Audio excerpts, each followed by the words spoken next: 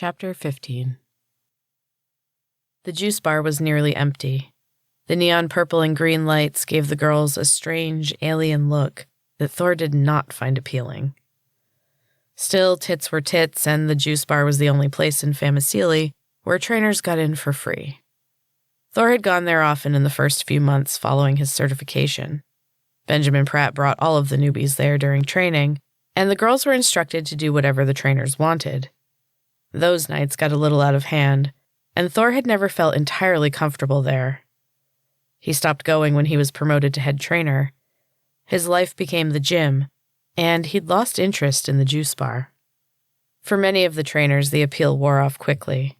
It was always the same girls, and after a while, things became a little too familiar. Only Mr. Pratt never seemed to tire of them. He was there most nights and had a private booth in the back. He very rarely participated. He would rather watch. Thor would have preferred one of the high-class restaurants that Mr. Pratt used for business meetings. The best ones still served actual food. Most of the cheap places had switched to serving shakes exclusively, which was fine if you never wanted to chew your food. Benjamin Pratt was already seated in his favorite place. There were girls on either side of him, and another hung over the back of the booth. They were all naked, and so thin that Thor could count their ribs. Their breasts were the only fatty parts of their bodies, and they were more chemicals than actual fat. "Thor, my boy, the best of the best. Make room, girls. The man of the hour has arrived." Thor wedged himself between two sets of magnificent breasts and stared at Mr. Pratt in shock. He was drunk. Alcohol was nothing but empty calories and strictly forbidden in Famecili. Mr. Pratt bent this rule occasionally and would share a glass of bourbon with Thor, but he never consumed more than a few sips. Thor hated it. It burned and tasted like old wood. He could feel its effects immediately. He knew his body was not performing optimally, and he knew it would require extra work the following day. Still, he could never say no to Mr. Pratt. Tonight was going to be a long and tedious one. He would probably need a detox tomorrow morning. Mr. Pratt leaned across the table with a huge smile. There was a girl with her head in his lap.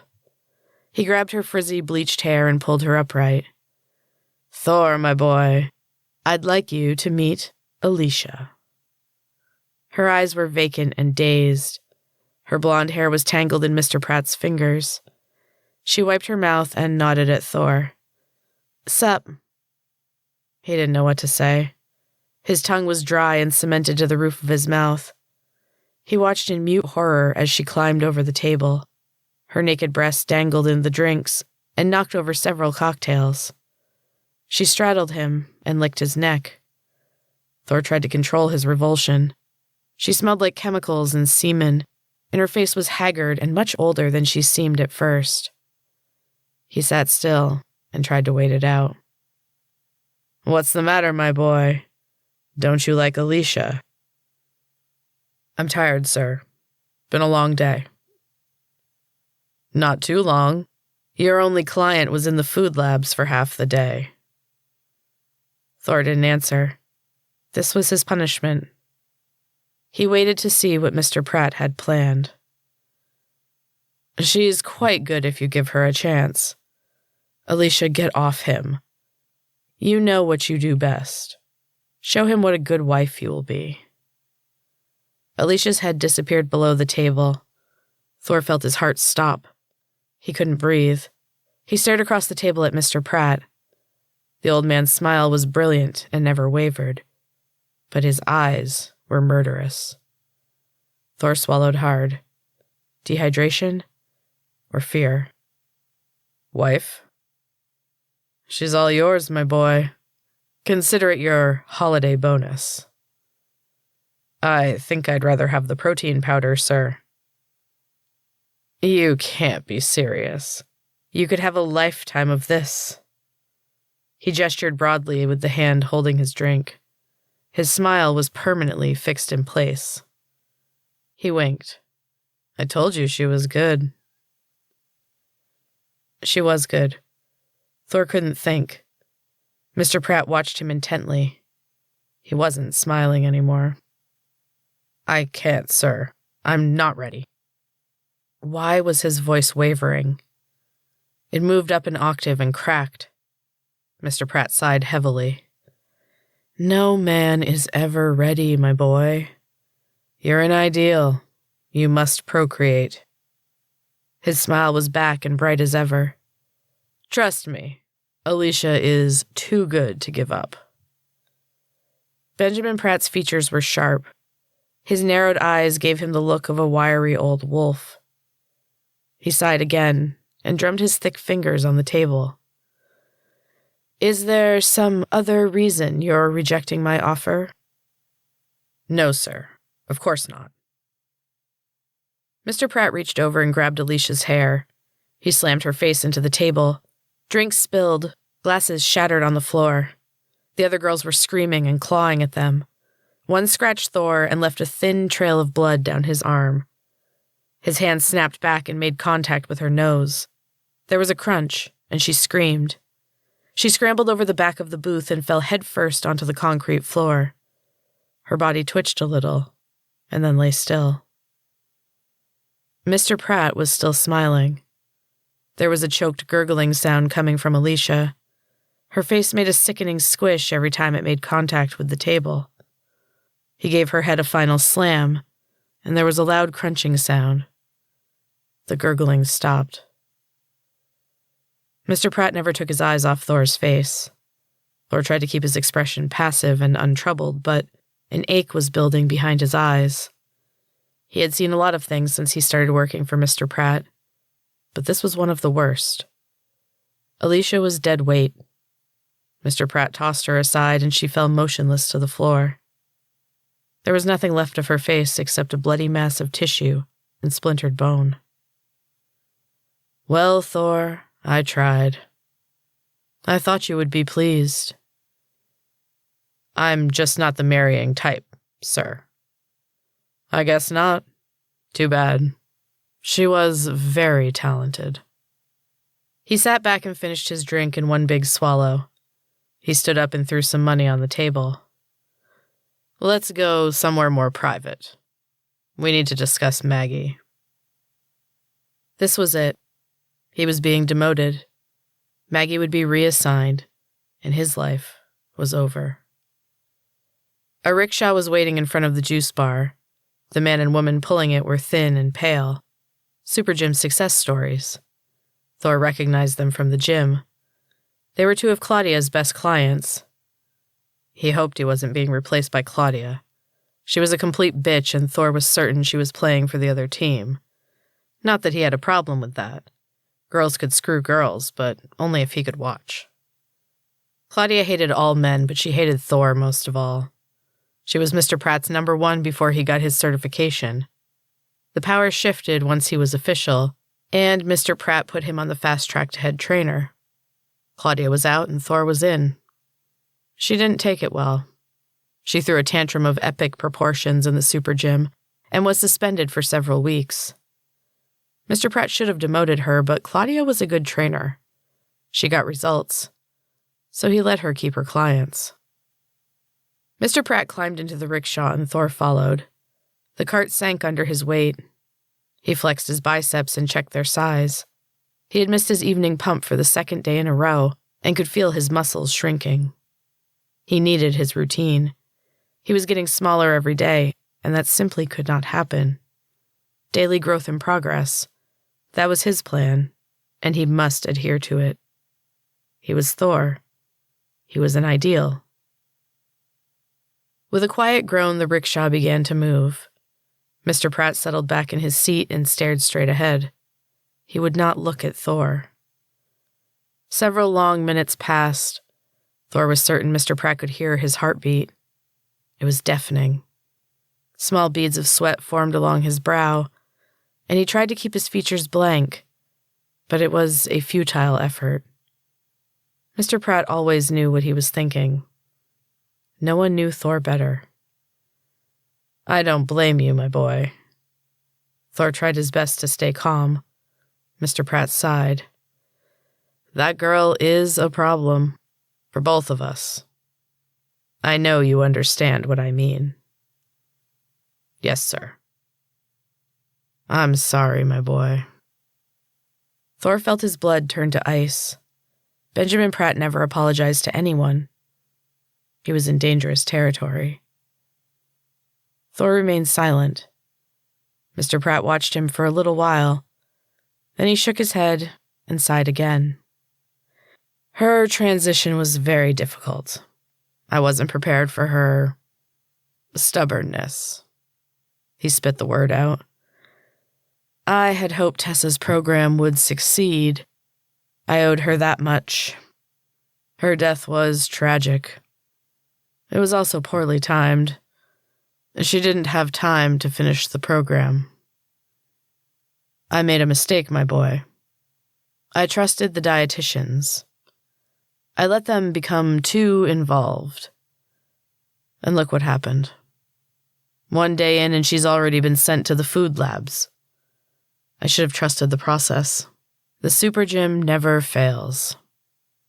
I should have trusted the best of the best. Mr. Pratt put his hand on Thor's shoulder. Thor didn't trust him. Benjamin Pratt did not apologize. He did not admit failure or blame. Thor waited. Mr. Pratt sighed again and leaned back against the cushions of the swaying rickshaw. He closed his eyes. I can't give up on her, my boy. I know you understand. I've never told anyone this, but I know I can trust you. I can't send Maggie to fat camp. There is something about her that is unlike anyone else. She has to succeed, Thor. She will be my greatest triumph. And once she's skinny, I'll marry her. Thor laughed. Mr. Pratt couldn't hide his surprise. What's with you? Have I made a joke of some kind? No, sir. He couldn't stop laughing. Mr. Pratt was still smiling, but Thor knew he needed to stop. He couldn't control it. His sides ached and tears streamed down his face. Mr. Pratt wasn't trying to hide his anger now. His face was growing red with rage. Veins stood out on his neck and forehead. All at once, Thor stopped. The quiet, scuffing steps of the man and woman and their soft panting were loud in the new silence. It hung heavy between the two men. Thor made his hands into fists in his lap. He couldn't look at Mr. Pratt. What do you think of her? I don't know, sir. You haven't had her yet? You really do hate the fatties. I just don't find them attractive, sir. It's fun. You kind of sink into them like a pillow. You just have to make sure the lights are off. What do you want to do about Maggie, sir? Oh, create a new program. Something extreme. I'm taking over the diet portion of her treatment. The dietitians got too caught up in the numbers. They don't understand the human condition like I do. I think I've figured her out. I know just what she needs. He clapped his hands and the couple brought the rickshaw to a stop. Mr. Pratt watched a group of people jogging by. He hated jogging. Thor could see the anger brewing. That evening, every member of that group would be taken to fat camp. Anything less than 100% effort at all times could send a client away. Thor had assisted with the transfers many times. Thor, my boy, I expect nothing but your best tomorrow. Destroy her. I want her drowning in sweat. I'll take care of the rest. Get out. Thor jumped out of the rickshaw and immediately began running. He ran as hard as he could. His heart was hammering in his chest. His lungs were on fire, but he didn't slow down. He didn't think. He tore down the streets and climbed the outlying hills with large, bounding steps. The trees framing his house came into view. He jumped up and did 18 pull-ups on their branches. The lights inside the house came on, and a bright light illuminated the front door. Maggie was lying on the ground near the door. Her body was naked and bruised. Thor was immediately both aroused and ashamed. He stood over her and could feel the blood rushing through his veins. She was heavy, but he scooped her up and carried her inside. She didn't stir. He dropped her on the table, and her legs fell open. He pulled his pants down, but hesitated. He stared at her motionless body for a long time. Maggie opened her eyes and slowly took in her surroundings. She couldn't speak. Her throat hurt when she tried. The pain made her head swim, and she came close to passing out again. Thor was leaning over her. He was touching her. She could feel it brush against her, but she was too weak to fight. Her arms were lead, and she struggled to lift them. She took him in her hands. Might as well get this part over with. Play along. Thor thrashed around on top of her for a while. It wasn't terrible. He wasn't violent like Mr. Pratt and some of the lesser trainers, and he wasn't as creepy as Tessa. His expression was gentle as he looked down at her. Don't make eye contact.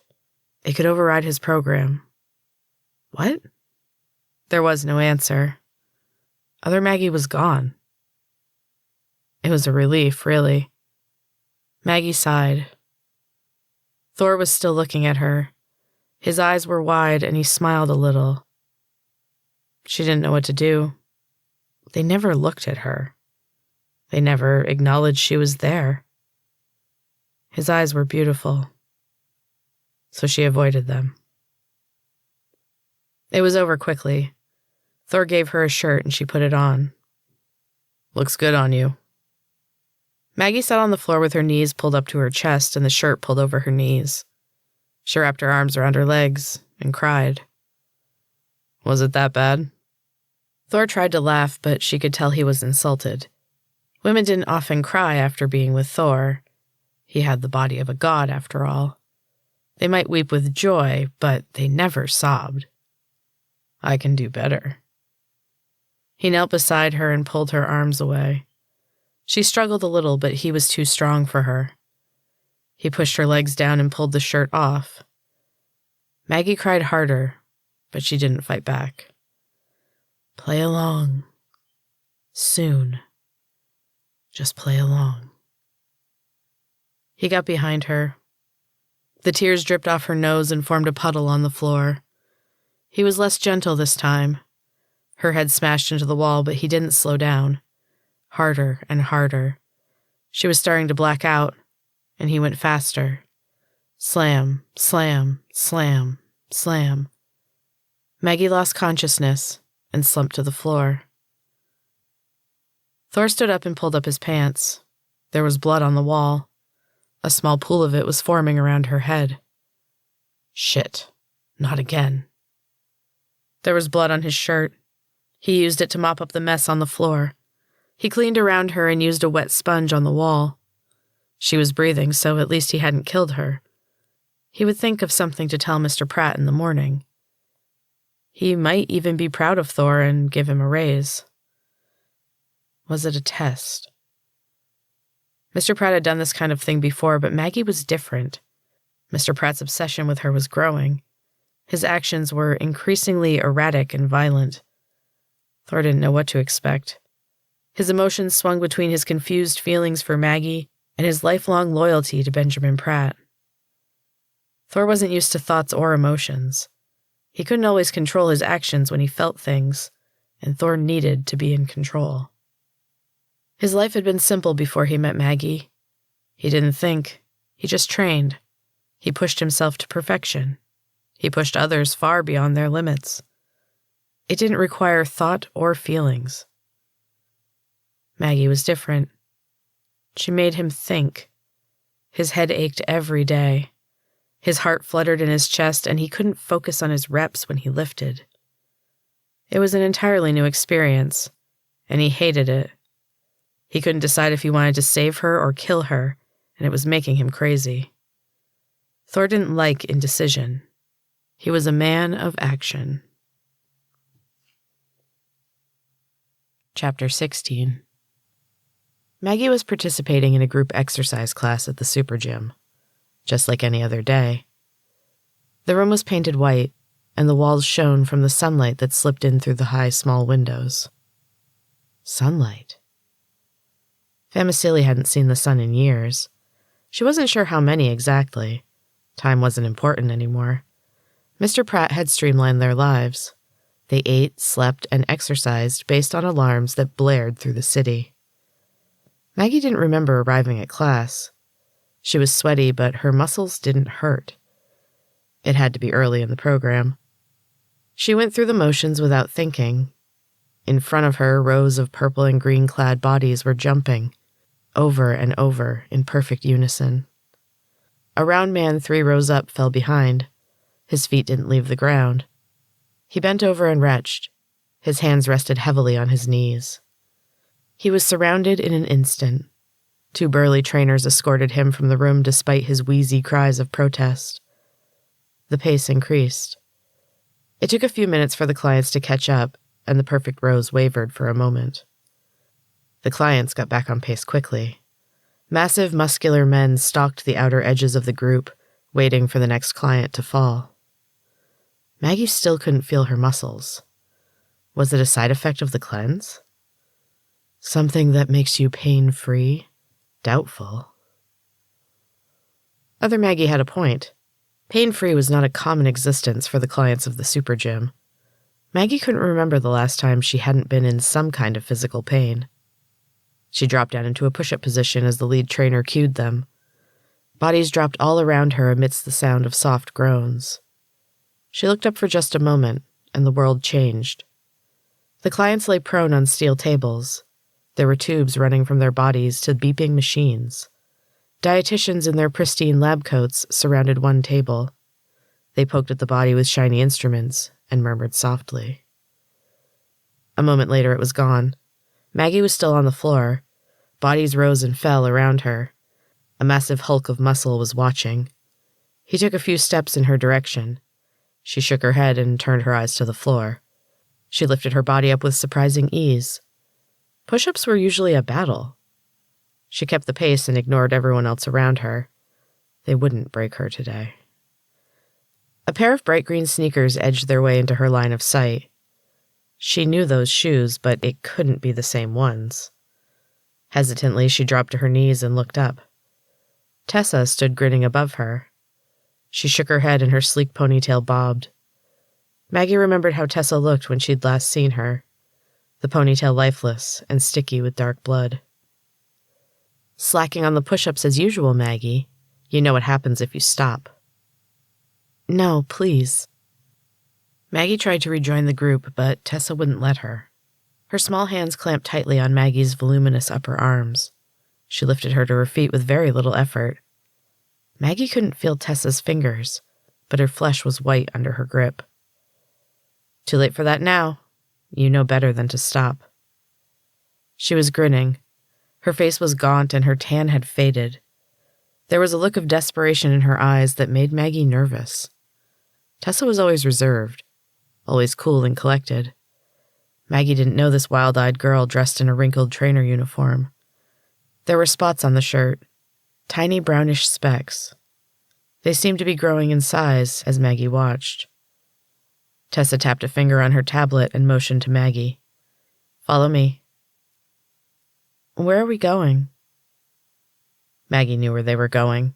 She didn't really need to ask. Tessa laughed. She seemed to choke on the sound. Tessa was very close to the edge. One-way ticket to fat camp, you know that. I'm not going to fat camp. I can't. Mr. Pratt won't let it happen.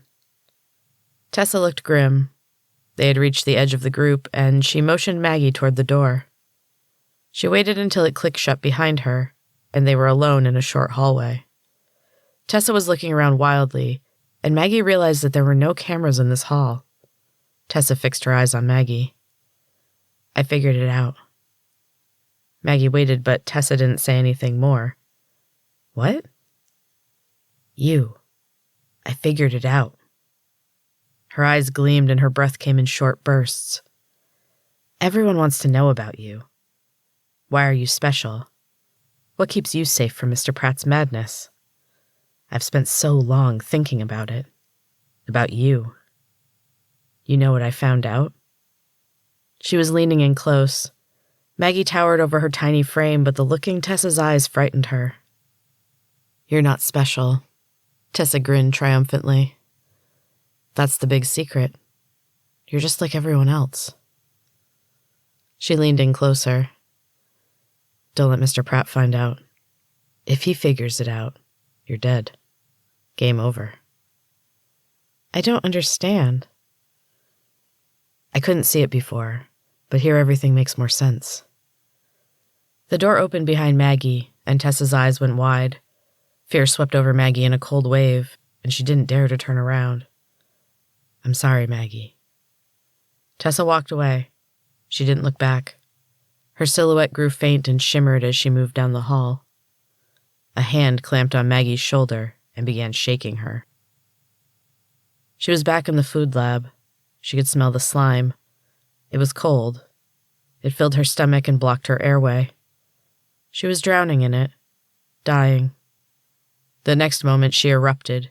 The pristine walls were coated with green and black sludge, and it wouldn't stop. She would have done anything to make it stop. It was only when the sludge was tinged with blood that she mercifully passed out. Then she was in another room. Everything was shiny. The bright fluorescent lights bounced off the metallic surfaces of the walls and tables. She tried to sit up, but there was a flash of red. Stars blinded her momentarily, and a searing pain shot through her skull. Maggie's vision returned slowly. She was still on her back. Heavy chains were tied loosely around her, but the weight was too much. She couldn't move. There was another girl in the room, but this girl wasn't chained. She was sitting on the other bed and swinging her feet. Her ankles were bony and covered with blue veins. They were all Maggie could see clearly. Help me. She barely recognized her own voice. Her throat was raw and her words came out like the scrape of a match. It hurt to speak. The other girl giggled. 54467. Her voice was a whisper, but Maggie recognized it. She tried to sit up and the lights exploded in front of her eyes again. It's your client number, stupid. There is no girl. Maggie struggled to clear the murkiness from her mind. Everything was so vague and fuzzy. Who did she sound like? She knew the voice. She had heard it often enough. Chiding, sarcastic. The girl was other Maggie. How long had she been unconscious? The chains were gone. Maggie sat up groggily and looked around. Thor's house. Was this real? She couldn't tell her dreams from reality anymore. She was sprawled across a pile of blankets on the kitchen floor. Her head was screaming. She gingerly touched her forehead, and it was crusted with dried blood. That bastard. It's almost his turn. Soon. She could hear Thor moving around upstairs. She got painfully to her hands and knees and tried to stand. Her legs were shaky and weak. They collapsed the first time, but on the second try they held. Her muscles wobbled under her weight as she moved unsteadily to the door. Locked. He was coming. No time to escape. She went back to her place on the floor and pretended to sleep. Thor was unpredictable. She had been momentarily confused by his kindness, but he was back to normal. Or worse. She lightly touched her forehead again, and another bolt of pain made her eyes tear and fill with bright specks of light. Thor's rage was terrifying. She had no idea what was coming next. Just play along. Not him. Not yet. Not very helpful, other Maggie. Trust me. She tried to remain motionless. Thor's steps rang on the metal stairs. The man could not move stealthily. Every step thundered and announced his arrival. He would have been a terrible dietitian. Those creeps moved without a sound. They were always creeping around in the shadows. A sudden blow to her ribs made her cry out and curl into a ball. Thor was standing beside her. Get up. It's time to work out. Great, he's in one of his moods. What's next? Thor had not lived up to Maggie's expectations. His strict adherence to the SuperGym rules was legendary, but he had been violently unpredictable since they had started working together. He bent the rules to fit his mood, and they could change in an instant. His demeanor was dark today. She didn't move. She barely breathed. When he was like this, any little thing could set him off. He was distracted this morning, and he gave her another half-hearted kick and crossed the room quickly. He slid open the glass door and stepped outside. Maggie didn't have any clothes, so she wrapped herself in one of his blankets and hurried after him. The wind was cold and biting. She clutched the thin blanket and shivered violently. She had to run to keep up with him, and the blanket flapped around her wildly. Drop the damn blanket. You look ridiculous. But I'm naked. So? I bet half the city's seen you naked. Maggie let the blanket fall. Her eyes filled with tears, but she quickly wiped them away. She would never let Thor see her weakness. He would not win. She ran faster. It hurt. Her breast bounced painfully. Rocks and bits of broken glass littered the ground, and her feet were cut and bleeding. Her head ached, and she felt herself going in and out of consciousness.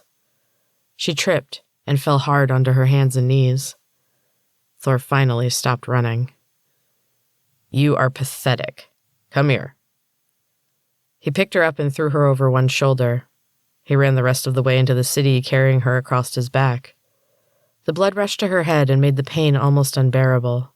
Each bouncing step caused a new flash of agony. Clients stared as he ran through the streets, but they were smart enough to look away. No one wanted to tangle with SuperGym's head trainer. He dropped her on the floor of the SuperGym in a heap, and she crawled to the locker room. She put on another hideous SuperGym outfit and paused for a moment to examine her reflection in the mirror. Her hair was matted with blood. Her face was gray and sunken. She looked like hell. Hurry up. Thor's voice echoed through the empty locker room. No time to fix it now. Maybe her sweat would wash away the blood. She took one last glance at the mirror and went out for her daily torture. What took you so long? Just admiring your handiwork. You were already beaten when I found you. How did I get to your house? I remember being in the food labs, I think. Then I woke up to you raping me. I didn't rape you. Really? I don't remember asking you to slam me headfirst into a wall. You liked it and you know it. Bastard. Maggie's hands balled into fists at her sides. Her fingernails dug painfully into the flesh of her palms. One thing is certain. Thor liked it. You can use this. Be calm. Play along. He already wants you. Make him love you. Maggie didn't think it would work. Thor wasn't capable of love. Still, she knew she had to try. He had been kind to her once. Maybe it wasn't a fluke. If she could get him on her side, she might be able to escape Famecili. The wall was constantly on her mind. Freedom was on the other side, and she intended to see it, no matter what she had to do to get there. You're right, she agreed, and she laughed at his expression. Don't look so shocked. You're not the only one who likes it rough. Just next time, don't knock me out. This was a gamble, but she needed information. We'll stay away from the walls, he smiled. Just like that, he was hers. Maggie was surprised. She'd expected more of a challenge. Thor wasn't just a trainer, he was a god. His will was strong, and he was rumored to be unbreakable. But she'd found the chink in his armor. She'd gotten in, and now she would break him. Well, how about now? She leaned on the treadmill and tried to look sexy despite her bloody hair and ill-fitting SuperGym uniform. But Thor shook his head. He was still smiling. Not now. You've got a workout to do. We could count that as a workout. Later. That's extra credit. Stay calm. Soon. Just play along. Lucky me. He snapped back into trainer mode. Maggie's heart was soon pounding in her ears. but the exercise seemed a little easier. She felt light and strong. She had a goal, a purpose, and she knew what she needed to do. The plan was so obvious. She could see every step laid out before her. This was going to be easy. She would have freedom in a week, 2 at the most. 3 hours later, Maggie staggered into the locker room. Every muscle was shaking. Her uncomfortable outfit was drenched in sweat and clung to her in unflattering places. She peeled off her clothes and stepped into a shower stall. She turned the water as hot as it would go. The scalding water felt good on her tired muscles. She closed her eyes and put her face up into the spray. Large, rough hands covered her breasts. Thor. She didn't scream. She'd learned to never scream. Could be worse. Play along. Other Maggie was right. It could always be worse. Mr. Pratt would have been worse. The man was wrinkled and surprisingly paunchy for being a health guru.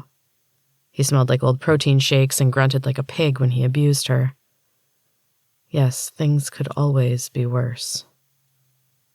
Maggie had loved someone once. Even now, the pain of losing him far outweighed the frequent surprise attacks. They had been young and stupid and in love.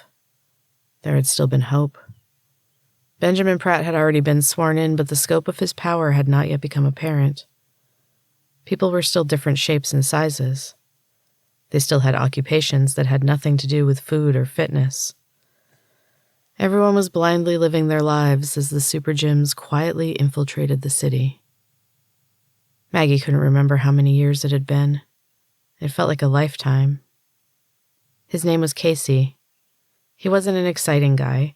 He mostly played video games and read comics, but they had fun together. He made her laugh, and she loved him in a way that was both exhilarating and painful. He was killed during the first wave of cleanses. He reacted poorly to the detox drink, and for several agonizing days his body swelled. His skin turned purple, stretched, and eventually split. His airway was cut off, and he suffocated in his apartment. Maggie couldn't help him. Only his trainer could change his detox plan, and Andy refused. She loathed Maggie and took obvious pleasure in letting her lover suffer and die. Andy vanished after Casey died. Maggie heard she had been reassigned. Not demoted, not sent to train the dregs of society at fat camp. No, Andy had moved up the SuperGym ladder. Killing Casey had earned her respect and admiration. Maggie vowed to kill Andy if she ever saw her again, but she never had. The woman had become a ghost, and the memory haunted her still. Thor finished quickly and left her alone in the shower. Maggie sighed with relief. The water was going cold, but she stayed in as long as she could stand it. Thor had left her a gift in her locker: yoga pants, a sports bra, and a shirt. All black. Slimming, and a far better option than the hideous SuperGym uniforms. She emerged from the locker room in her new outfit, but Thor was gone. He had returned to his secret dark tower in the woods. Maggie was disappointed. She had hoped to go with him. She wanted to be closer to the wall, to see it again, if possible. She needed another look. There had to be a second door somewhere. But it was too soon. She knew it was better that Thor had gone without her. They were all watching her closely. She couldn't go back to the wall. Not yet. They would be waiting for her. Play along. 1 level complete. You found the wall. Now wait.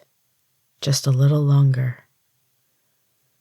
Maggie sighed and passed through the sliding glass doors. The world flashed green and purple under the light of the SuperGym sign. The evening was warm, but she shivered. She would wait. It would be a struggle, but she would endure. She had nothing but time. She needed to return to her new apartment and follow her plan without complaint. It was in her nature to rebel, but Maggie knew she couldn't. Not this time. She was playing a dangerous game, and her life was the prize. She had always taken her special treatment for granted. She hadn't really cared if she lived or died.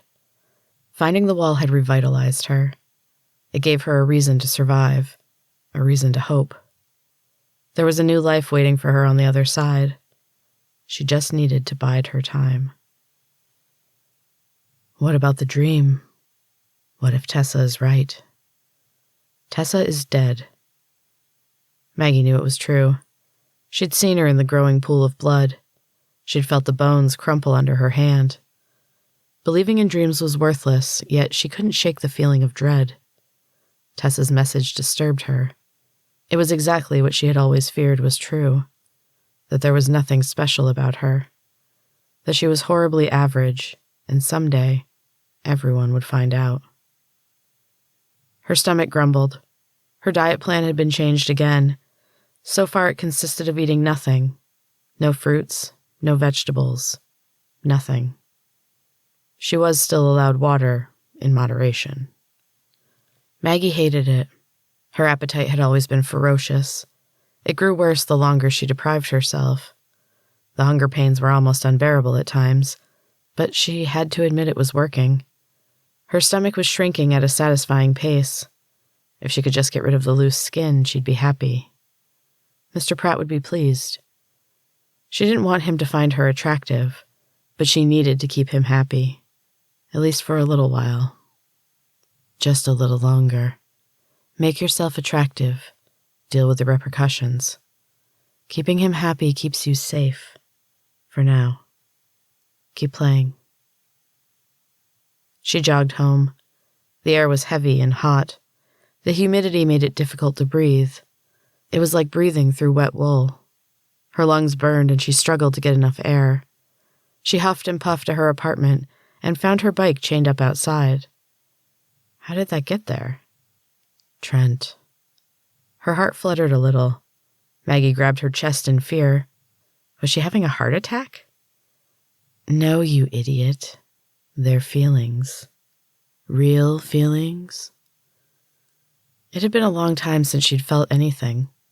Her emotions had been buried deep since Casey died. She thought they were gone for good. There was something about Trent that brought it all back. Their meeting had been brief, but it had sparked something. Are you sure you want to fall for him? He's the enemy. Shut up, other Maggie. Trent was different. She knew it in her heart. Her cheeks flushed as she let herself into the apartment. He had been so kind to her, so gentle. He had handled her as tenderly as he could. Trent would help her. If she could just see him again, she knew he would save her. He would help her get to the other side of the wall. It could be a trap. No one is going to save you. He's just another SuperGym goon. No, he's different. You can't be sure. Don't go to him. Not yet. Just play along for a little longer. Follow the plan. It won't be long now. Look out! Maggie froze. There was someone else in the apartment. A dark, hulking shadow blocked the faint light coming from the window. She snapped on the light. Trent stood with his hands clasped behind his back. For a moment, she lost control. A smile broke out across her face, and she opened her mouth to speak. But he turned to her, and she stopped the words on her lips. His expression was blank. He didn't recognize her. Maggie's heart dropped. She felt sick to her stomach. How could he not remember her? There was another person in the room. She had been too focused on Trent to notice. Dr. Clyde was seated at the table with his ever-present tablet, and he was watching her intently. The light reflected off his glasses and obscured his face, but she saw enough. He knows. There is something between you and Trent, and he has seen it. That's all it will take to destroy you both. Game over. It happened fast. Dr. Clyde's head snapped back. His tablet flew into the air and smashed into his face. His glasses exploded into tiny shards, and his face ran red with blood. He screamed and clawed at his eyes. One came loose and hung from the socket. Maggie's hands were tingling. Her stomach turned over. The room was spinning at a dizzying pace, and there was blood everywhere. Stop it. Stop it now. Dr. Clyde slipped in the blood that was pooling at his feet. He fell onto the corner of the metal table. The sharp edge sliced open his throat, and dark waves of blood poured from the wound. He bled out in seconds. Trent watched it all with a placid, unreadable expression. Dr. Clyde gurgled one last time and lay still. Trent crossed the room and nudged him with the toe of his sneaker. "You shouldn't have done that." He took a step back to avoid getting blood on his pristine white shoes. "What are you talking about?" He smiled and put his hand on her cheek. Her heart was pounding in her ears. She could barely breathe. Trent looked into her eyes. "You don't have to lie to me, Maggie. I know what you are." "You do? How? I don't even know what I am." "You're fascinating. No one can figure out what makes you tick. I'd like the chance to find out." He smiled shyly and kissed her. There was no violence in his kiss. It was soft and searching. She wrapped her arms around his neck and felt her soul intertwine with his. His hands fumbled with her shirt and pulled it off. The rest of her clothes quickly followed. He brought her to the bed and crawled carefully on top of her. He entered her gently, and his hips made small circles that brought wave after wave of pleasure. She wrapped her legs around him and pulled him deeper. Her nails raked his back as their hips moved together. He looked down at her and their eyes locked. His pace quickened, and she matched him until he shuddered and went limp on top of her. He rolled off her and stood beside the bed with his hands on his hips. He looked like the pictures she'd seen of ancient statues. His body could have been carved from marble. His dark hair was damp and curled at the nape of his neck. He grinned and tossed her clothes onto the bed. "I've been thinking about that since we met." "You were incredible." "Smooth, Maggie, real smooth." Trent grinned wider and pulled on his pants. "Hurry up and get dressed. I need to contact Mr. Pratt about Dr. Clyde's unfortunate accident. This can't happen again, Maggie. At least not for a little while. Can you control it?" "I'll control you." "Yes, I can control it." Liar. Maggie pulled her shirt over her head. "It won't happen again, I promise." "Just don't do it until I tell you to, okay?" He kissed her quickly and turned back to the bloody mess at the table. He shook his head. "Poor Dr. Clyde." He mimed adjusting glasses on his nose. "I am sorry, but he never knew when to mind his own business." "I don't feel sorry for him." "You shouldn't. I know what he did to you." Maggie felt sick. "How do you know?" "Word gets around. Guys talk. Plus, you're kind of amazing." He kissed her again and started to clean up the gore. Maggie didn't want to be amazing. She only wanted Trent. In minutes, he had changed everything. She wanted something more. She had a reason to survive. Her vision was blurred by sudden tears. She wanted to live. Breathe. Don't let him see your weakness. I trust him. Don't. He'll save me. He's my way out. If you say so. Maggie smiled, and Trent smiled back. He kissed her one last time. Then he hoisted Dr. Clyde's body and carried it down the hall to the building's incinerator. Chapter 17. Thor watched Maggie with a slight smile on his stern face. He had done it. Maggie had turned a corner. She was finally taking her training seriously. She worked hard in her classes and she was making progress. He looked forward to her weigh-in. It would be her first loss in months. Mr. Pratt would be pleased. The smile faded a little. Thor crossed his arms over his chest and barked another command. She must have heard something in his voice. It wavered ever so slightly. She raised her gaze to meet his. The unexpected eye contact startled him. No one ever looked directly at Thor. They didn't dare. She didn't fear him anymore. This was the end. Cracks were forming in his #1 trainer persona. It was a mistake. He could never have what he really wanted. Mr. Pratt would not allow it. If he even got a hint of it, Thor would be demoted immediately to Fat Camp, the home to every failure in SuperGym history. It was the worst job in Famecili, and Thor's worst nightmare. He could not go to fat camp. Maggie plodded along on the treadmill. Her eyes stared blankly straight ahead. Her hair was wet with sweat and plastered to her neck. Her skin glistened. She was beautiful, and she would ruin him. Her stomach was shrinking. Her thighs were shrinking. Almost everything was getting smaller. She still had a soft, pillowy backside, but Thor was okay with that. He was secretly an ass man. Maggie had turned herself around. Her efforts had doubled, and she consistently logged her miles. She followed her restrictive diet, and there were no reports of her succumbing to a junkie's craving. Thor felt proud when he saw her loose, sagging skin. He was changing her life. The plan was working.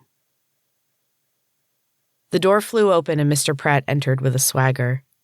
His skin was a strange shade of orangey brown. His white polo shirt made his face glow, and his smile was a crescent moon amidst his copper skin. A herd of dietitians and goons surrounded him. They moved silently and lined up against the wall. Mr. Pratt's laugh boomed as he clapped Thor on the back. "Thor, my boy, you truly are a miracle worker. Look at her go." His eyes burned holes into Maggie's backside. His face was lit with lecherous desire. Thor's hands clenched into fists, but he quickly released them as Mr. Pratt offered his hand. "I was beginning to think she was a hopeless case," he laughed again. "That's why you're my number one." He threw an arm around Thor's shoulders. "I think you deserve a bonus for this one, my boy. A big bonus. What do you want?" "Anything.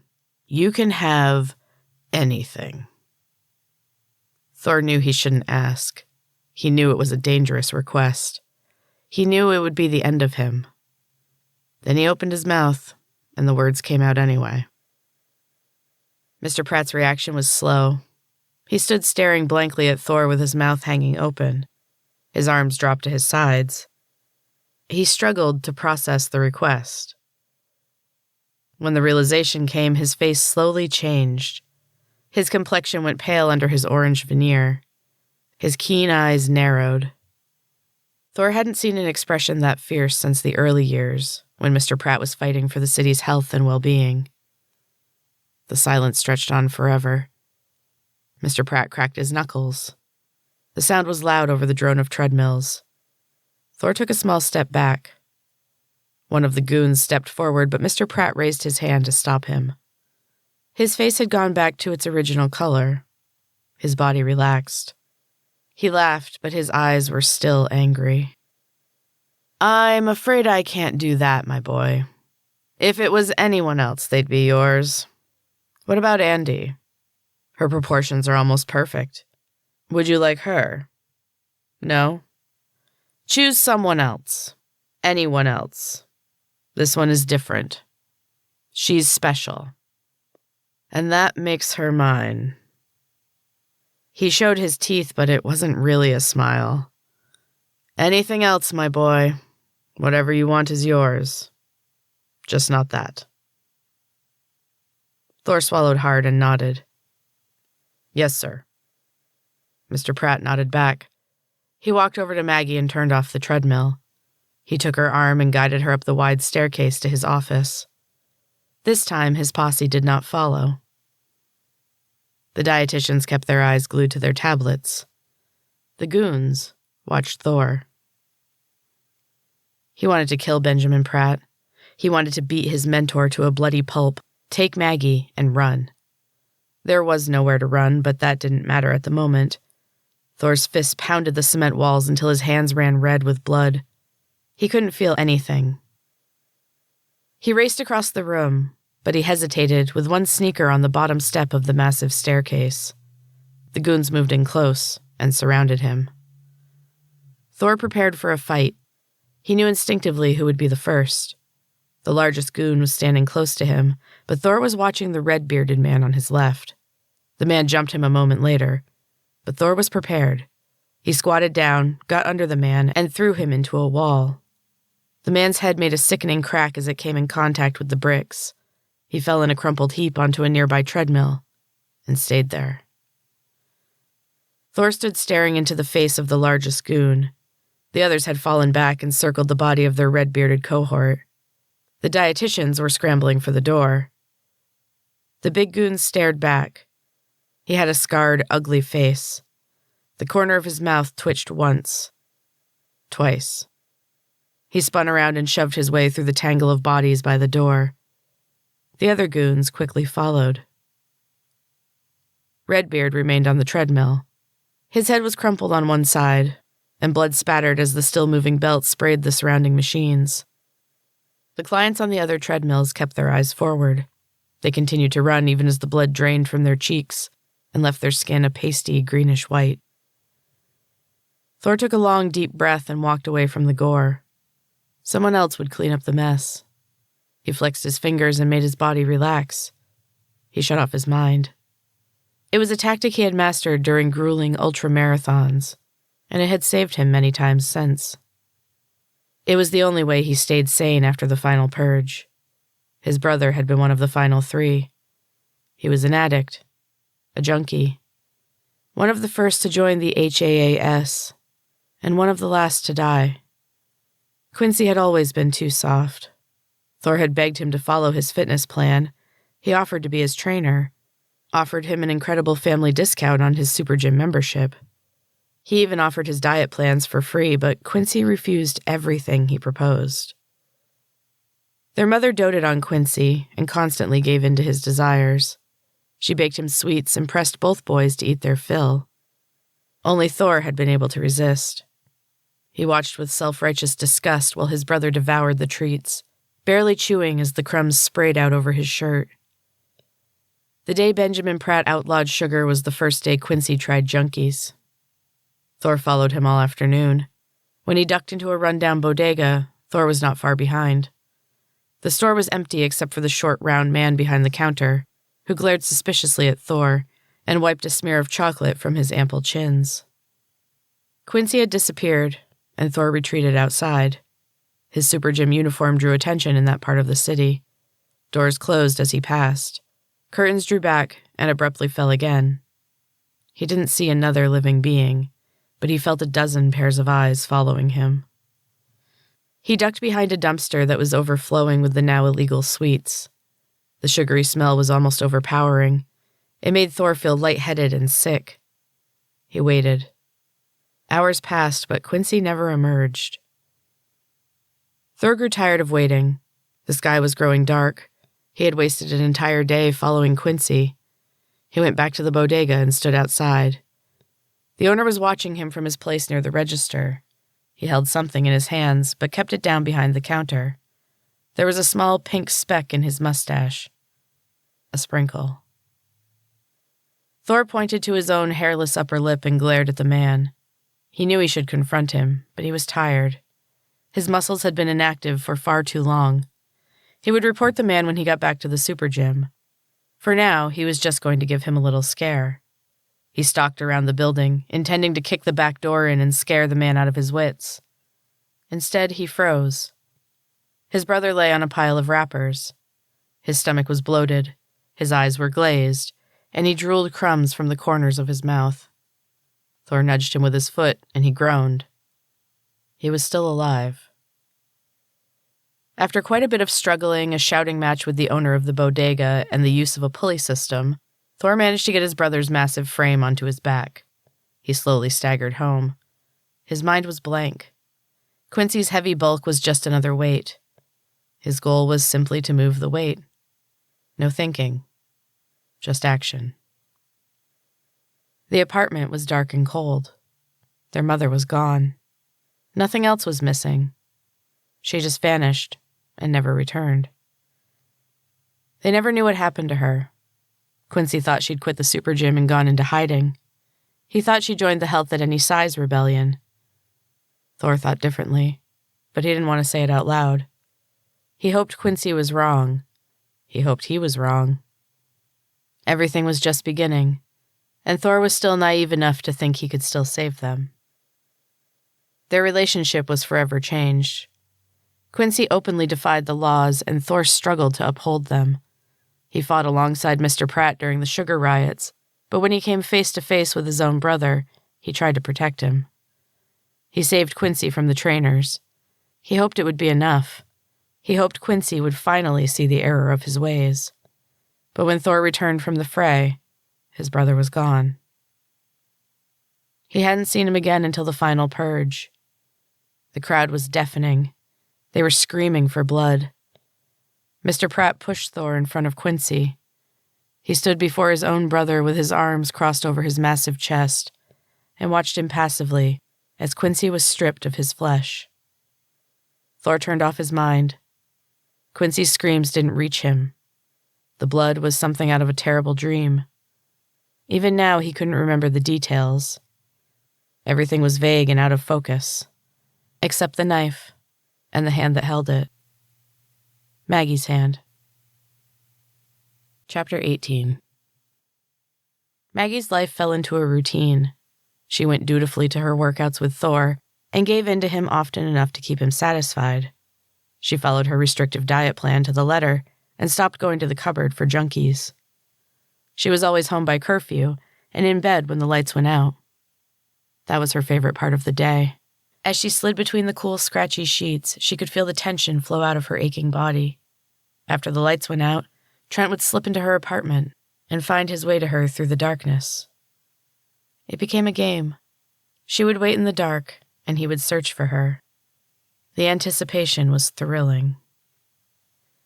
Keeping Trent a secret was dangerous, but it was surprisingly easy. Maggie had Thor completely under her spell.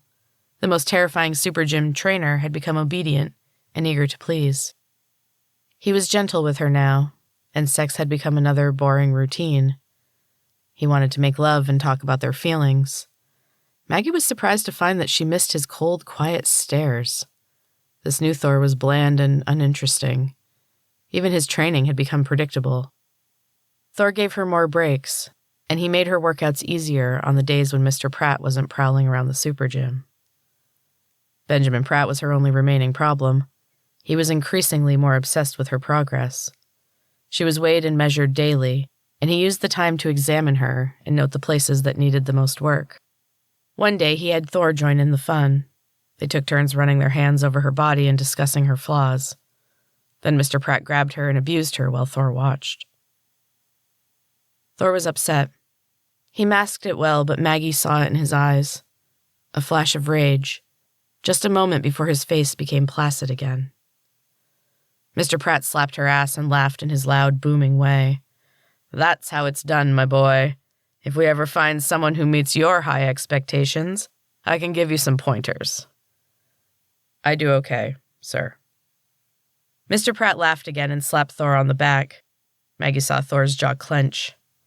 "I'll be the judge of that, my boy. I've got a new one for you to try." "I don't want a juice bar dancer, sir." "Not a dancer. She's a trainer. A newbie. Fresh meat." He licked his lips and squeezed Maggie's ass. Thor's hands tightened into fists, but Mr. Pratt wasn't looking at him. "She's willing to do anything to get ahead. Anything, my boy. Think of the possibilities. I left her alone, though. She's yours for the taking. What do you say, my boy?" Thor didn't answer. He wouldn't look at Maggie. She watched his face turn from red to purple. His rage was boiling over. His hands balled up at his sides again, and this time Mr. Pratt noticed. He abused Maggie again, but this time his eyes never left Thor's face. He finished, smiled at Thor, and left without another word. Thor didn't comfort her. He leaned his forehead against the windows on the other side of the room. Maggie tried to pull up her pants, but a sharp stab of pain stopped her. Her hands were shaking, and tears threatened to spill down her cheeks. "I'm sorry. I couldn't stop him." His voice was strangely quiet. He continued to stare out the window. Maggie glared at him and pulled her shirt over her head. Her hair fell in her face, and she blew a loose strand away. "You could have stopped him. You're bigger than he is, and stronger. You just let him control you." "It's not that simple." "It is." Thor sighed and shook his head. "You don't understand." Maggie laughed bitterly. "You're right about that, Thor. I really do not understand." She stood before him with her hands planted on her hips. She was unlike any woman he'd ever met. There was pain in her eyes, but she was fearless. Her defiance made him feel weak, and Thor hated feeling weak. He grabbed her arm, twisted it up behind her back, and pressed her against the wall. She laughed. She actually had the nerve to laugh at him. He put more pressure on her arm, but she just looked up at him with a bemused expression that made his blood boil. "Do we have to do this now?" "Shut up. Don't forget who you're talking to." I know. You're Mr. Pratt's golden boy. What are you trying to prove?" "Be quiet and take off your pants." "You like sloppy seconds?" "Shut up." He struck Maggie hard across the face. She bit her lip to keep from crying out. Tears leaked from her eyes and her cheeks burned. Her lip was wet and tasted of blood. White, blinding rage was boiling up inside her, but she held still. Thor was angry. He pulled her hair so hard her head snapped back. He put his hand around her throat. "Shut up, shut up, shut up," he was screaming. "Shut up." Maggie gasped and clawed at her throat. "Can't. Stop." His hand tightened. The world was going black around the edges, and she felt herself slipping away. "Not like this. Hold on. I just want to die." She had never allowed herself to admit it before. Maggie was a fighter. She was a survivor. She had always believed that she would find a way out. It never occurred to her that she could fail, that she could die a miserable death and be shoved into an incinerator in a hallway of a derelict building and left to fill the halls with smoke. She never thought she would be forgotten. Nothing had been good since Casey died. Her family was gone. Everyone she had ever known was either a mindless client or missing. There was nothing left to protect. Maggie was losing control. Soon it would all fall apart. Soon, yes, but not yet. Hold on a little longer. Play along. Don't die. I wish she would hurry up. Thor's grip tightened. Just before she fell into darkness, Maggie felt it. A brief glimmer. It was happening again. Then everything went black. Maggie woke up a few hours later. She had missed lunch, but that was okay. She was barely given enough food to make it worth the effort of chewing. Skipping meals was always encouraged. Mr. Pratt would reward her for this. The rewards were often worse than the punishments. Thor was gone. The cheerful blonde receptionist didn't know where he had gone and informed her that she was scheduled to work with a new trainer, a petite girl named Kylie. Maggie's heart sank. Male trainers were easier to manipulate. This girl would have something to prove. The newbies always did. Everyone wanted to be the next Thor. Maggie's body ached and she knew she was in for an excruciating workout. Kylie appeared at her side and noted something in a small black notebook. It looked just like the one Tessa had used to record Maggie's daily torture. But when Maggie blinked, the cover changed to a deep mossy green. Not the same notebook. Glitch. Kylie had gorgeous hair. It was long and curly and the color of copper. She wore it swept back into a long braid and held in place with a thin silver headband. Her skin was pale, which was odd. Trainers were always tan. It was in the SuperGym handbook. Tan equaled healthy. Perhaps Mr. Pratt's tastes were changing. Or maybe she was Thor's type. She had to be the chosen one, the newbie that Mr. Pratt left untouched. Maggie was surprised that she felt a little jealous of this pale, willowy beauty. Don't get caught up in the game. Focus. It can't happen here. Other Maggie was right. Her hands tingled. That only happened right before or right after an attack. Every time it ended in death, and she couldn't let that happen again. Not to this girl. She was young and naive. She wasn't evil. She was just brainwashed by the SuperGym cult, by Mr. Pratt and his ideal. And if it happens, Mr. Pratt will notice. He's already too close to the truth. What was the truth? Maggie wasn't sure of anything. It was something that happened, an uncontrollable power that made her do terrible things. Of course, it usually happened to people who were trying to harm her, so she kind of appreciated her strange affliction. At least she only hurt those who had hurt her. Trainers, dietitians, Mr. Pratt. Be patient. His time will come. Kylie cleared her throat. She looked nervous. Let's go. Over here, please. This girl is done. Mr. Pratt will not approve of this training style at all. Maggie felt sorry for the girl. She was not strong enough for her position. She was not trainer material. She was weak. Mr. Pratt would soon demote her, or kill her. It would depend on his mood. Kylie loaded up the barbell and stepped back. She smiled brightly and gestured to it. Let's get started. She wasn't mean, but she was relentless. Maggie endured hours of training without a break. Kylie was high energy, possibly even more energetic than Tessa. She bounced around the room, counting reps and laughing, while Maggie struggled through exercise after endless exercise. She would definitely keep Thor on his toes. Maggie felt another pang of jealousy. What's wrong with you? Thor is awful. Thor was awful. He was cruel and demeaning, and he was the enemy. He did have moments of kindness, but that just made her hate him more. He was weak. He did Mr. Pratt's bidding without question. He was everything Maggie despised, yet she didn't want him focused on anyone else. He belonged to her. The most powerful trainer in Famecili. The ideal. Thor spent every waking hour thinking of her. There is something wrong with you. Kylie blew 3 sharp blasts on her whistle. The workout was finally over. Maggie sprawled on the matted floor in a puddle of sweat. Her muscles twitched involuntarily. Everything hurt. Kylie consulted her little notebook and made a few notes before snapping it shut. That was okay. You're making progress. How do you feel? Maggie wasn't sure what to say. No one had ever asked her about her feelings. Feelings were something to deny, something to be crushed and hidden away. No one in Famecili cared about feelings. It's a trap. Kylie smiled. She was very pretty despite the freckles. I know it's a different approach, but you really are doing well.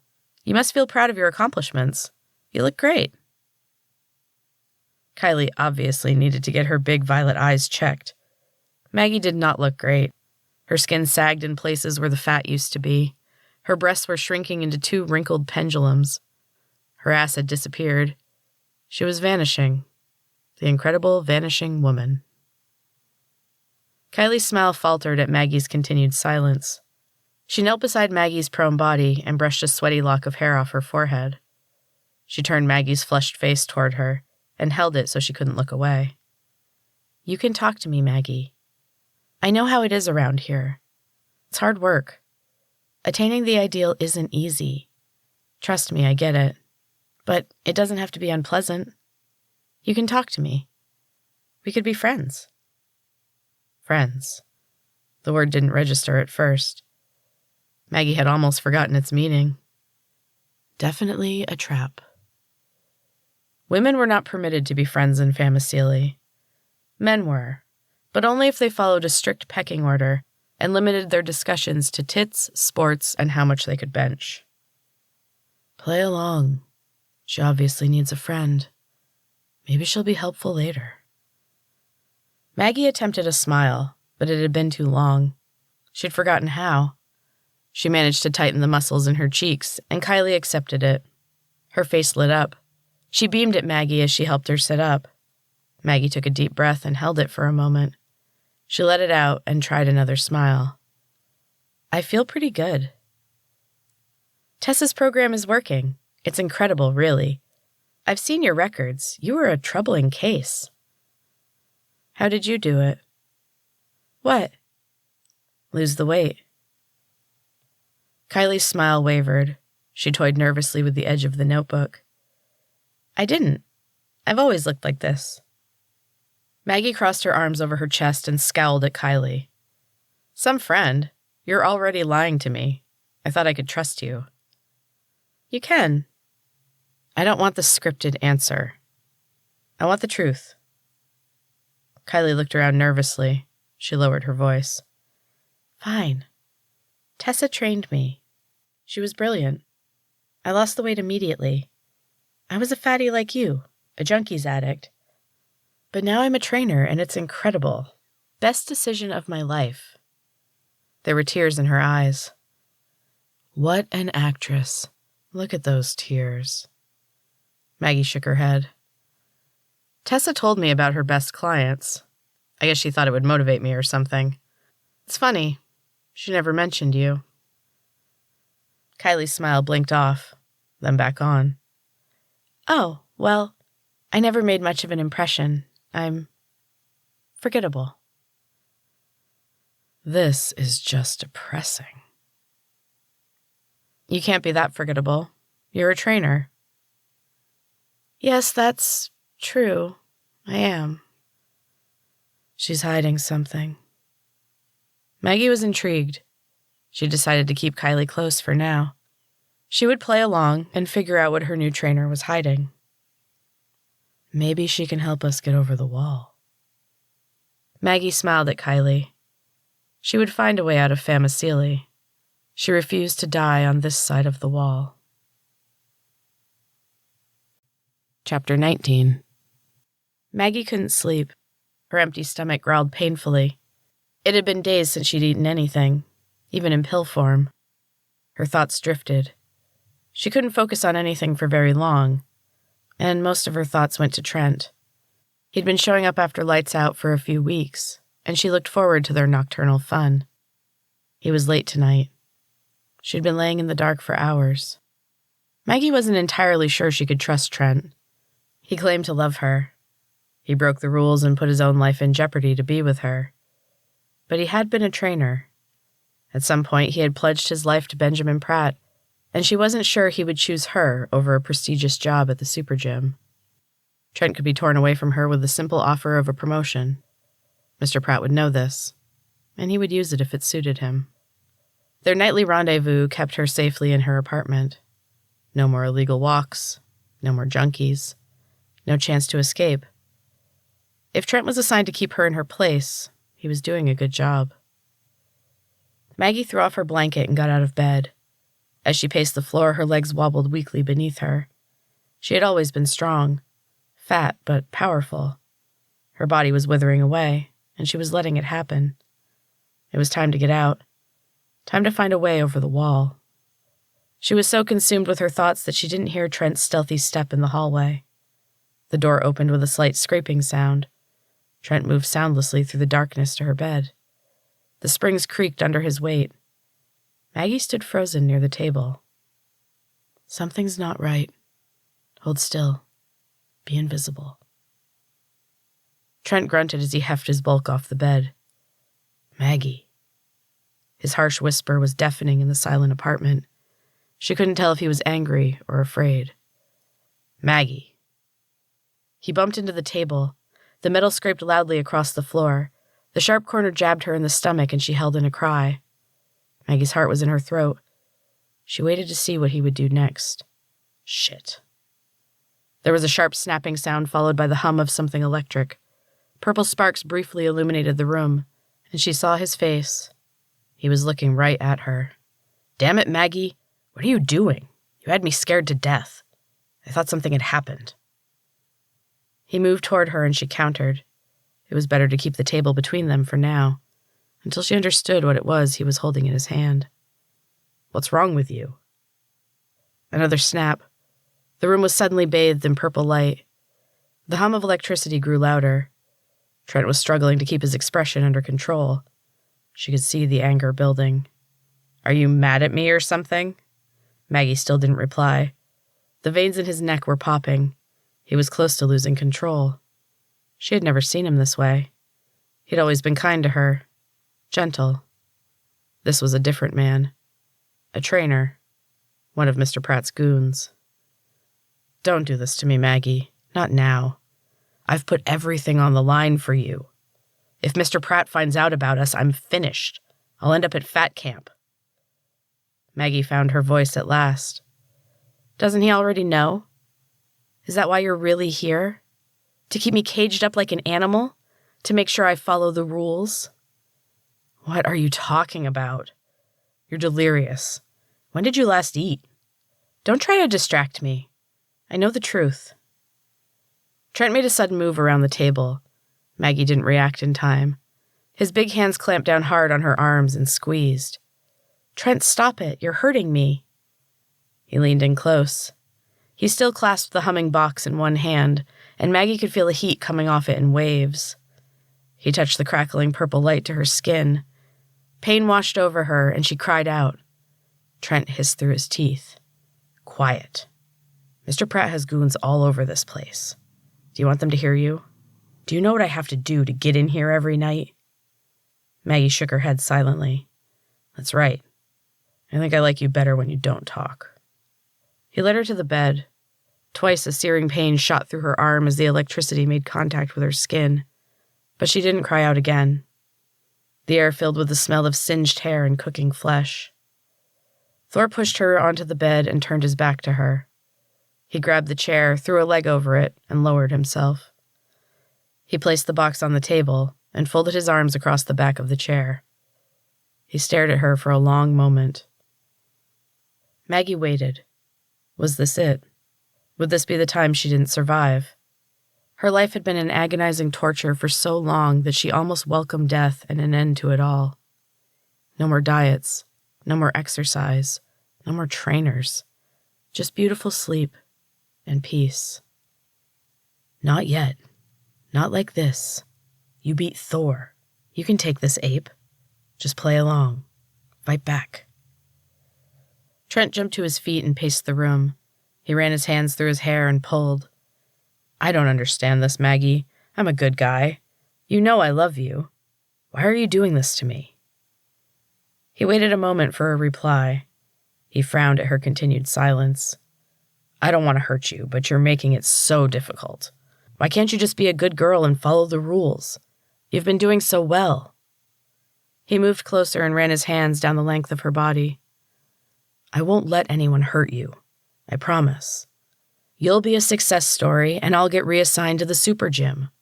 Then we can be together. We can get married. He kissed her neck. Maggie shuddered and pushed him away. I knew it. You're just like all the others. You've been working for Mr. Pratt this whole time. Not for Mr. Pratt, for us. I knew from the moment I saw you that you were special. You changed everything. I was miserable out there, banished to the wall, one step away from being a fat camp trainer, while Thor lived in glory at the SuperGym. Thor.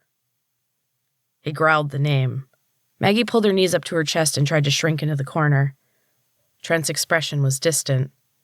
He wasn't paying attention to her. She glanced toward the door. It wasn't far, but she was weak. She wouldn't make it. He would catch her if she tried to run. She forced out a shaky whisper. Thor won't let you come back. He's Mr. Pratt's #1 trainer. Trent laughed, and it made Maggie's blood run cold. He shook his head violently from side to side. You have no idea what you've done, do you? You really don't know? Maggie shook her head slightly. Trent laughed again and resumed his pacing. He was losing control. He couldn't stop laughing, and tears glistened on his cheeks in the purple light. You killed him, Maggie. You killed the almighty Thor. SuperGym's best. The ideal. He's dead because of you. No. She barely whispered the word, but it didn't matter. Trent wasn't listening. Mr. Pratt wanted you killed immediately, but I intervened. He sent his goons a week ago, but I intercepted them. I saved your life, Maggie. You owe me one. He slammed his enormous fist into his hand over and over while he paced. Thor cost me my position in the SuperGym. I was next in line, but he was threatened by me. I was always bigger than him. Mr. Pratt appreciated my muscles. Thor didn't want any competition, so he planted some junkies in my locker. He framed me, Maggie. He flopped onto the bed beside her. There were tears in his eyes. The purple light on the table buzzed and crackled. It seemed to grow brighter. I was sent to the wall. Demoted. Humiliated. Mr. Pratt suspected Thor was lying. That's the only reason I wasn't sent to fat camp. He couldn't prove it, of course, and I had to be made into an example. He laughed bitterly. Do you have any idea how boring it is on the wall? Some days I really thought I would rather be at fat camp. The clients are hopeless cases, but at least I could dole out some punishment. Nothing happens at the wall. No one even knows it's there. Maggie squeezed her hands together and tried to stop her body from shaking. She had to get control. She couldn't let him see her fear. Trent reached out and stroked her hair. He tucked a loose strand gently behind her ear. It took all of her willpower not to flinch away. You changed everything, Maggie. You woke me up. You gave me a reason to come back. Mr. Pratt welcomed me with open arms. He suspected Thor was getting soft. He thought Thor was in love with you. Can you believe it? Maggie shook her head. Trent stood up and went to the table. He picked up the box. It crackled and buzzed urgently. I'm only sorry I didn't kill him myself. You did it too quickly. I would have taken my time and made him suffer. He smiled at her. You're really a softie, aren't you? You act tough, but that's all it is. An act. I don't know why I'm surprised. Addicts lack willpower. Addiction is a weakness. You had us all fooled, Maggie. We thought you were special. He frowned and moved his fingers over the box. The electricity jumped and licked at his palm. He didn't seem to notice. You're not special, though. You're just like everyone else. I have to admit I'm disappointed. He moved toward the bed and Maggie jumped to her feet. I never meant to disappoint you, Trent. I love you. I can be good. I'll do whatever you say. She hated the breathless, pleading tone in her voice. Trent shook his head sadly. It's too late for that. The light glowed brighter. Maggie took another step back. She was almost to the door. Just a few more steps. I am special, Trent. I can help you. I have powers. You're not the only one. He laughed at her look of surprise. You have no idea what kind of game you're playing, do you? He lunged at her. A bolt of electricity shot out and hit her in the arm. She screamed, and Trent laughed. No one can hear you, Maggie. No one cares. You're going to die tonight, and no one will notice. He lunged at her again. She turned and ducked the bolt. It hit the wall and began to smolder. The paint bubbled and peeled away. Trent was momentarily distracted, and Maggie seized her chance. She ran for the door. She twisted the knob and pulled, but it wouldn't open. Trent was laughing wildly. The wall caught fire. Flames crawled up it, and a deafening alarm began to blare. The sprinklers doused them with freezing cold water. Trent's device was extinguished along with the flames. Maggie tried pleading with him. There was nowhere left to go in the tiny apartment. He had her trapped with her back against the wall. You don't have to do this. I do. That's what loyalty is, Maggie. I wouldn't expect you to understand. I owe Mr. Pratt my life. I will do whatever needs to be done. He wants you dead. You're finished, Maggie. I wish it could have been different, but you've made it impossible. You should have just done what Mr. Pratt wanted. He lunged at her again.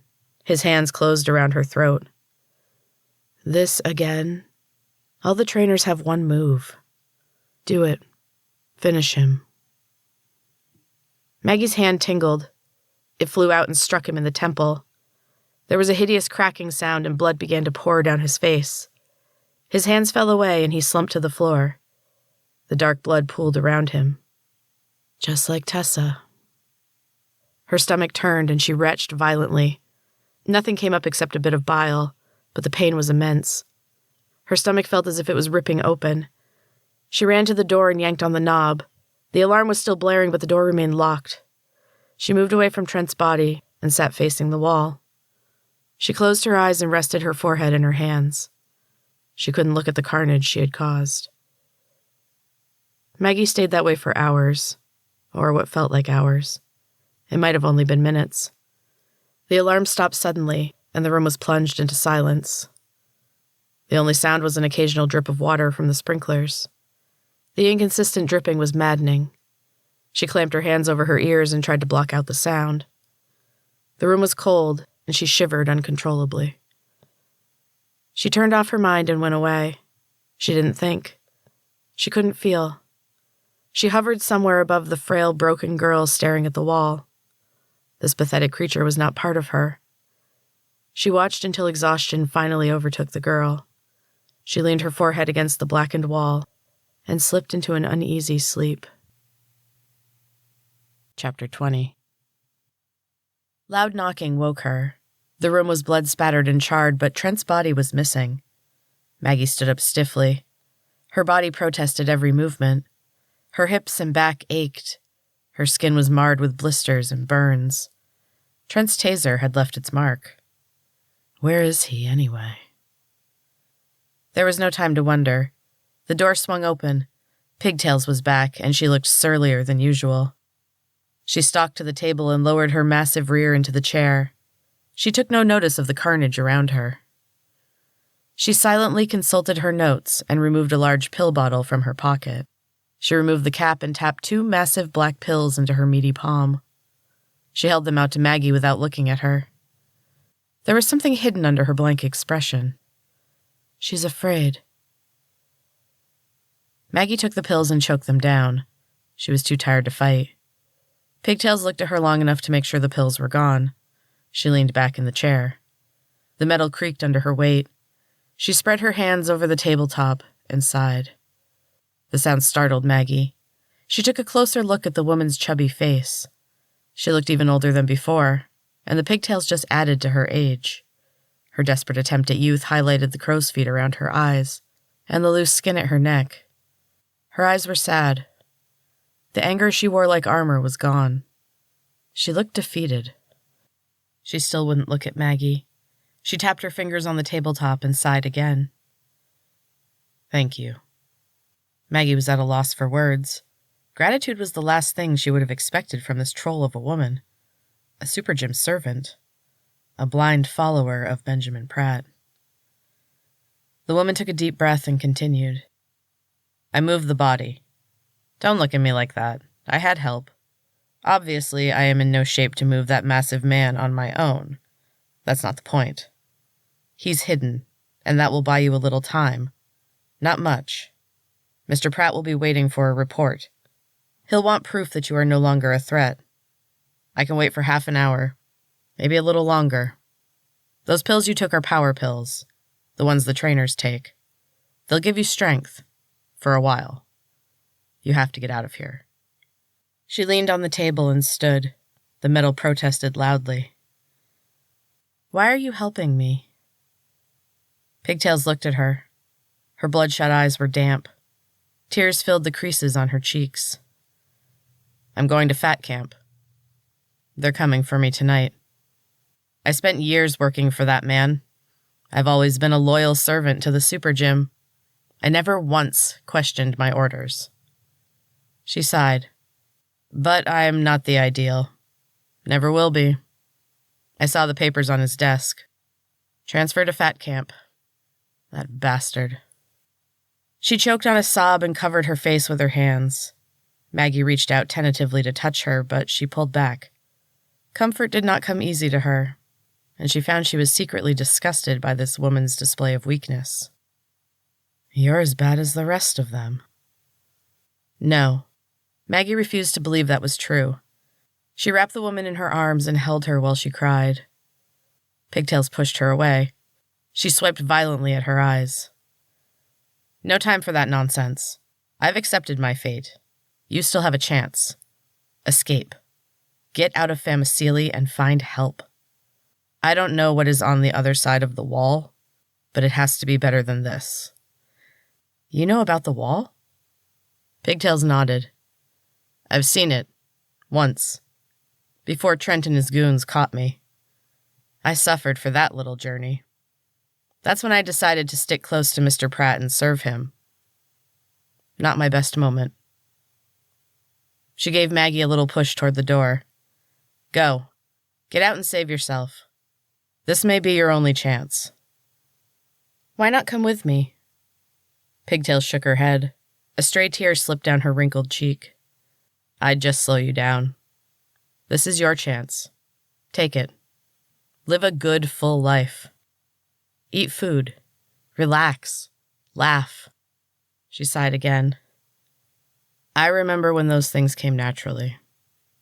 Go on. I can't put it off much longer. You're wasting precious time. Maggie hugged the woman again. Thank you. She waved her hand at Maggie. Go. Maggie slipped through the door and made her way down the hall. In the stairwell, she found the bodies of some of the goons that Trent had killed. The bodies had been dead for a while and were beginning to rot. The smell was staggering. She felt her stomach twist into knots, but she refused to throw up the power pills. She needed the strength. She edged past them and made her way down to the first floor. The streets were nearly empty. An occasional client passed, but they kept their eyes on the ground and hurried past. Clients knew better than to speak to each other, especially out in the open. Conversing with another client was an instant red flag. Surveillance was part of the program, and socializing was considered an act of rebellion. Mr. Pratt's goons were dispatched to tail any rebels and to take care of suspicious behavior. Most of the rebels went straight to fat camp. Some were not so lucky. Maggie moved quickly and kept to the shadows. It was a dull, overcast day. She pulled her hood down over her face. There were cameras on every corner near the center of the city, and a few scattered throughout the residential areas. There had been a time when Maggie knew the location of every one of them, but she wasn't taking any chances. Mr. Pratt had most likely installed more.